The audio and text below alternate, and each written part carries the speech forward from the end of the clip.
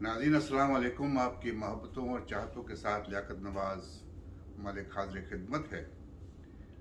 नाज़रीन, पिछले वीडियो में हमने जनरल ज़िया के दौर की बात की, किस तरीके से सियासत पे पाबंदी लगाई गई, किस तरह ज़ुल्फ़िकार अली भुट्टो के नाम को अखबारात में, रेडियो पे, टेलीविज़न पे बैन किया गया, किस तरीके से सियासी लोगों को कोड़े लगाए गए, किस तरह सियासी लोगों की फांसियां हुई, उनको उम्र कैद की सज़ा दी गई। बहरहाल आज हम जिक्र करेंगे मोहतरमा बेनज़ीर भुट्टो साहिबा का। नाज़रीन, जब हम देखते हैं ज़ुल्फ़िकार अली भुट्टो साहब को, ज़ुल्फ़िकार अली भुट्टो सिकंदर मिर्ज़ा साहब की कैबिनेट में आए, उसके बाद अयूब खान की कैबिनेट में रहे। 1965 की वार के बाद ज़ुल्फ़िकार अली भुट्टो साहब ने अयूब खान की कैबिनेट को छोड़ा और वहाँ से उनकी सियासी ज़िंदगी का आगाज़ हुआ, उनकी जदोजहद का आगाज़ हुआ। तो अगर भुट्टो साहब की जदोजहद को देखा जाए तो भुट्टो साहब की जदोजहद 1966 से लेकर 1979, उनको 1979 में फांसी हो गई। उनकी जदोजहद 12.5 साल बनती है, जो सियासी जदोजहद है। उसके बाद मोहतरमा बेनज़ीर भुट्टो जो हैं वो जर्नलिस्ट बनना चाहती हैं, या वो फॉरेन ऑफिस में कुछ अपनी जो एक्सपर्टीज़ हैं उनको देना चाहती हैं। लेकिन किस्मत की बात कि भुट्टो साहब ने एक ख़त लिखा जेल से मोहतरमा बेनज़ीर भुट्टो को, और ये कहा कि आपने अवाम का हाथ पकड़कर उनके साथ जदोजहद में हिस्सा लेना है और अवाम का हाथ कभी मत छोड़ना। 25 साल की बेनज़ीर भुट्टो कायदे अवाम ज़ुल्फ़िकार अली भुट्टो का अलम लेकर बाहर निकलती हैं, एक डिक्टेटर का मुकाबला करती हैं, अपने सियासी दोस्तों को, सियासी भाइयों को, बेटों को साथ लेती हैं और एक बड़ा सब्र आज़मा जदोजहद का टाइम है। और उस टाइम पे जो भुट्टो साहब के दोस्त हैं, जिनको भुट्टो साहब दोस्त कहते थे, चाहे वो हफीज़ पीरज़ादा हों, चाहे वो कौसर न्याज़ी साहब हों, चाहे वो मुस्तफ़ा जतोई हों, सब भुट्टो साहब के साथ और बेनज़ीर भुट्टो साहबा के साथ धोखा कर गए। बेनज़ीर भुट्टो साहबा ये फरमाती थी कि मेरी हमेशा ये ख्वाहिश रही कि मैं अपने वालिद को अपने हाथों से रोटी बनाकर खिलाऊं, लेकिन ये हसरत मेरे दिल में रह गई। लेकिन मैंने भुट्टो साहब के दोस्तों को, जब एग्ज़ाइल में थे इंग्लैंड में, तो मैंने उनको अपने हाथों से रोटियां बनाकर खिलाईं, लेकिन जब वक्त आया तो उन्होंने मेरा साथ छोड़ दिया। 1985 के जो इलेक्शन थे, गैर जमाती इलेक्शन, मोहतरमा एग्ज़ाइल में थी, मुस्तफ़ा जतोई के पास पार्टी की कमान थी पाकिस्तान में, और मोहतरमा ये फरमाती हैं कि मैंने मुस्तफ़ा जतोई साहब से ये कहा कि जैसा भी इलेक्शन हो, किसी किस्म का भी इलेक्शन हो, इलेक्शन में हिस्सा ज़रूर लेना है। अगर इलेक्शन में हिस्सा नहीं लेंगे तो एक और ग्रुप जो है वो दरमियान में आ जाएगा और फिर आपको एक से नहीं बल्कि दो से मुकाबला करना पड़ेगा। लेकिन चूंकि मुस्तफ़ा जतोई साहब जनरल ज़िया के हाथों में खेल रहे थे, तो उन्होंने मोहतरमा की बात नहीं मानी, और इस तरह आपने देखा कि जिन लोगों के पास पैसा था, किसी किस्म के कमाश के लोग थे, वो सियासत में आ गए, गैर जमाती इलेक्शन हुए, और आज तक ہم اس چیز کا خمیازہ بھگت رہے ہیں، اس لیے کہ اب جو سیاست ہے وہ ایک بزنس بن چکی ہے. اب نظریات کی سیاست جو ہے وہ بہت کم رہ گئی ہے. بہرحال 1986 میں محترمہ جب اپریل میں واپس آتی ہیں تو فقید المثال ان کا استقبال ہوتا ہے لاہور میں، اور پاکستان کے چپے چپے میں ہو جاتی ہیں اور لوگ ان پہ والہانہ اپنی محبت کا اظہار کرتے ہیں. اسی دوران کچھ عرصے کے بعد الیکشن کا اعلان ہوتا ہے. یہ الیکشن کا جب اعلان ہوا تو تھوڑے دنوں بعد 1988 میں ہی 87 میں غالباً جنرل ضیاء کا جہاز کریش ہو گیا اور 88 کے الیکشن ہونے تھے. اب جناب ISI جو آج کل یہ کہتے ہیں کہ ہمیں سیاست میں حصہ ہم نے نہیں لیا اور نہ ہم لیتے ہیں. IGI کس نے بنائی تھی؟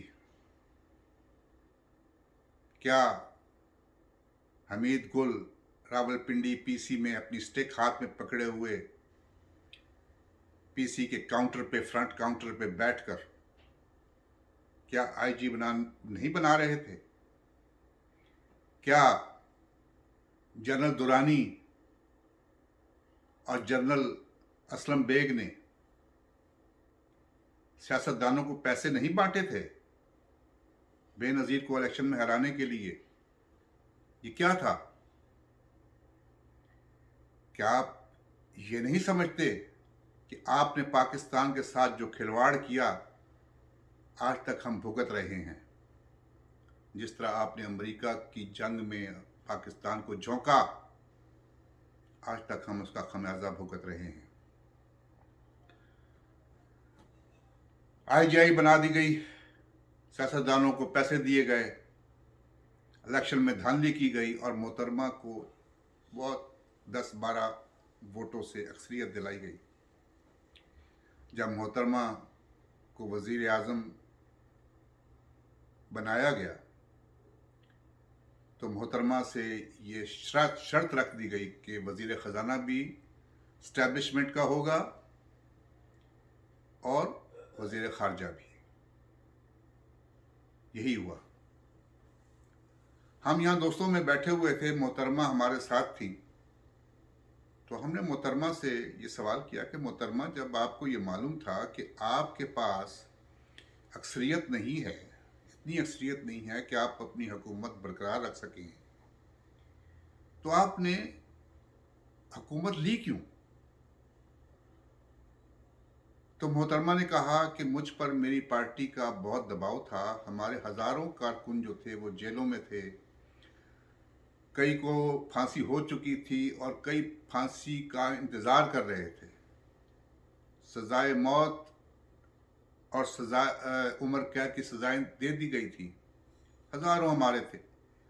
تو ہم نہیں چاہتے تھے کہ ہمارے جو ورکرز ہیں جو مارشل لاء کے دور میں جیلوں میں گئے، تو میری صرف یہ کوشش تھی کہ کسی طریقے سے میں اپنے ورکرز کو جیلوں سے نکلوا دوں، اور یہ میں نے کیا. بہرحال محترمہ کو حکومت دے دی گئی. اب سازشیں شروع ہوئی. یاد ہوگا آپ کو محترمہ کے خلاف ووٹ آف نو کانفیڈنس بھی ہوا، وہ ناکام ہو گیا. اب آئیے محترمہ کے خلاف اسٹیبلشمنٹ ہوئی کیوں؟ یہ ذرا سننے کی بات ہے. ناظرین، آپ کو یہ معلوم ہے یا اگر نہیں معلوم تو میں آپ کو بتاتا چلوں کہ آرمی کا اپنا آڈیٹر جنرل ہے.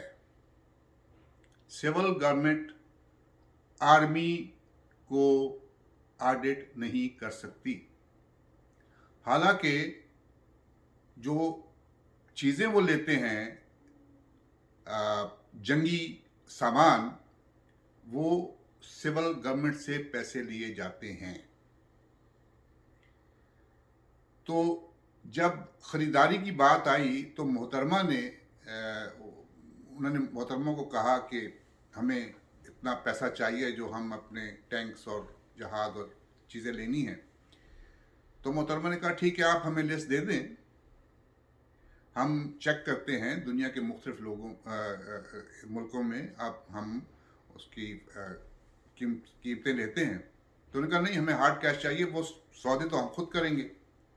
तो मोहतरमा ने कहा कि अगर आप सौदे करेंगे खुद और पैसे हमसे लेंगे तो फिर हमारा हक बनता है कि हमको ऑडिट भी करें।